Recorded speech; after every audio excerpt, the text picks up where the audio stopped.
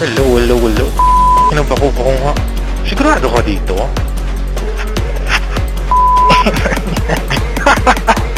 Please, I got to experience how to control my bike properly. Oh. Yeah, 110 cc's, rock it, baby, go! I put, What's Gucci in the hoodie? This is Power from Monster Stress TV. Finally back with another vlog. Riding with me today is Clyde Rides. Go ahead and subscribe to his channel on YouTube. Today what I'm going to test out is the audio input on the microphone from my Bluetooth headset. From my Bluetooth intercom device for my helmet. And I'm trying to figure out if that all works. Because I have been having distorted sound issues on my camera, on my audio, let me say, for my vlogs, because whenever I'm using my dual microphone setup, yung isa para sa camera, yung isa naman para sa Bluetooth headset ko, may distorted sound. You probably have seen that already, heard it on my vlog. So I'm trying to get that fixed by attempting to change my microphone setup, and to see if that works. I'll be syncing the audio later on, basically, since I'm recording the audio through my cell phone right down there, which is charging. And today we're going to somewhere. Try lang natin siya. Kanina, tinesting ko actually yung microphone setup. Medyo mahinang audio, so I'm still trying to figure out what we can do to counterattack the audio problem, the audio volume in that part. But right now, it is Friday, April 12th, 7:32 in the morning. And I hope there's not much distortion happening in this. Yeah, so hopefully hindi ako mahirapan na mag-sync ng audio between the camera and my Bluetooth intercom. By the way, we've been trying to set it up earlier. Kasong problema natin is kung pala yung nakuha niyang headset, yung kanyang intercom device na nakuha niya, was not for intercom, it was just a Bluetooth headset. So, syempre, kung na-realize naman yun, medyo na-upset kami kasi sayang yung pera na pinabili niya para dyan. Saan tayo na? Oh, by the way, this is his intercom right now, so it's not working. We're not using it. Basically, I'm just trying to record. Sundan lang kita! Di ko alam eh! Yan ang mahirap, hindi natin alam kung saan papunta. Pero may destination, pero hindi alam kung saan papunta.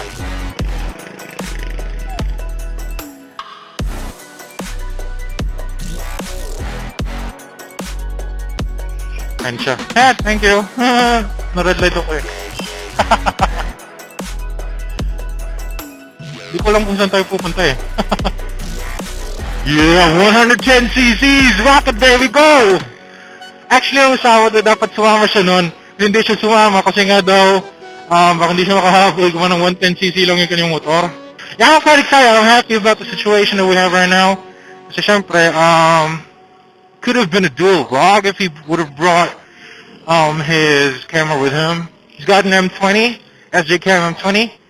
At syempre yung setup ng camera nila is parang naka-rectangle siya na tapos yung balik na rin para lang siya, para maging maayos-ayos yung view ng kanyang camera angel. You know what I mean?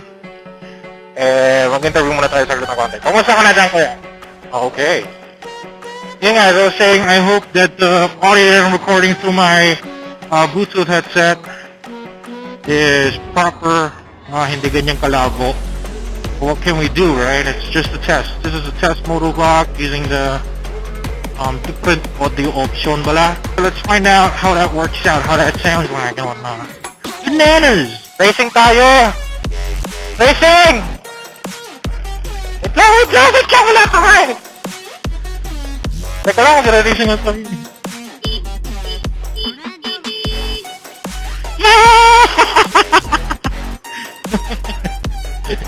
Gago na din pala. Parang maka-aksidente tayo sa kayabangan ko na to eh. Ay puto, Gago. Basically, this ride is rather an exploration ride, I must say. Parang kasi hindi pa nakapunta dito, so basically we're just trying to figure out where the hell we're going. Try to enjoy the scenery while we're at it, right? Oh, look at this. It's beautiful mountains. Beautiful mountains.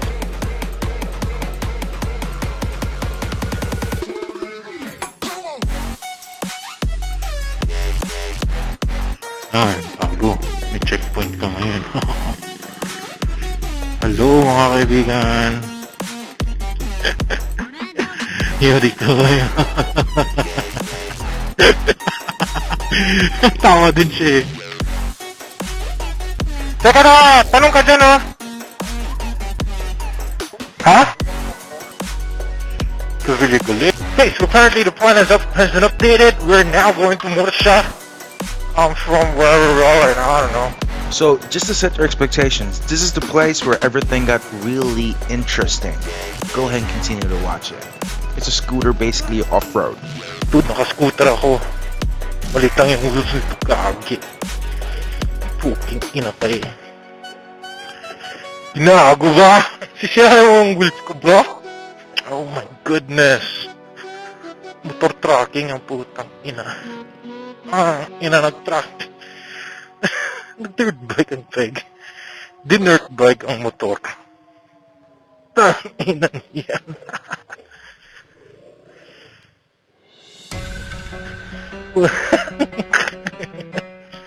Dinert bike ang scooter. Gago, mayroong pagalit. Ina yan.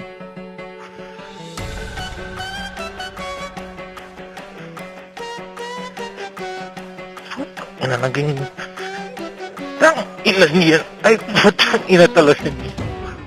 What the fuck is this shit, man? Sigurado mo this ina niya.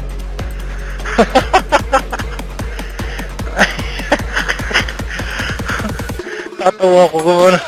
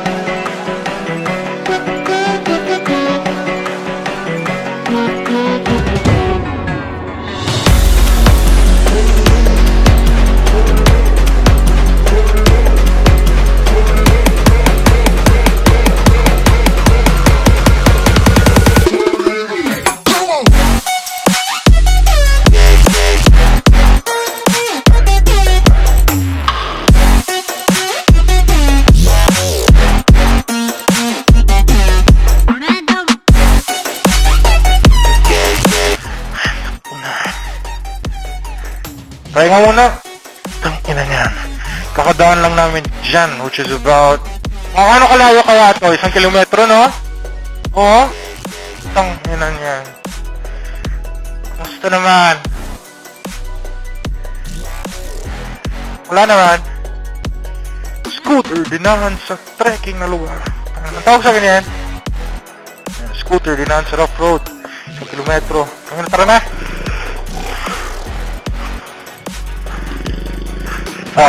Tara na. Cowboy na gig ko ya. It's the first time ever that a scooter went through rough road, man. Akala mo, dirt bike ang pegang puchi. Ginamit ng dirt bike ang puta. Inaalanganin dito mag-ride, pre. Akala mo tapos ng ano mo. Ayun one lesson that I've learned from riding this road right here, ay putang ina mo,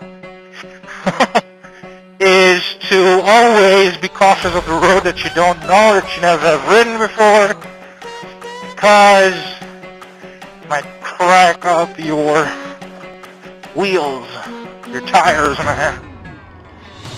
This place is fucked up, man. Fucked up. My legs start hurting. Uy, senorita! I'm here for you. Feel the things that you don't have to. Would you let me? You know what, guys? I'll be ending the vlog here now. I'll be too tired already. My camera probably is already out of memory, or it's already overheating. Kailangan ko na muna ipatay. Thank you so much though for watching this vlog. I hope you did enjoy it. Other than that, thank you so much again for watching this episode of my Motovlog. And always remember, I don't know. Hindi ko alam kung anong sasabihin ko. But thank you. You're a bitch.